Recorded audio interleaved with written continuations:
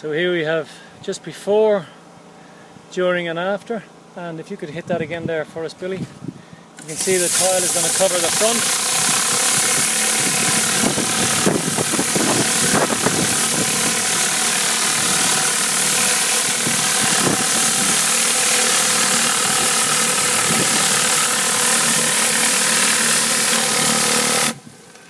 And that's exactly what it looks after it's being cleaned, completely scoured back.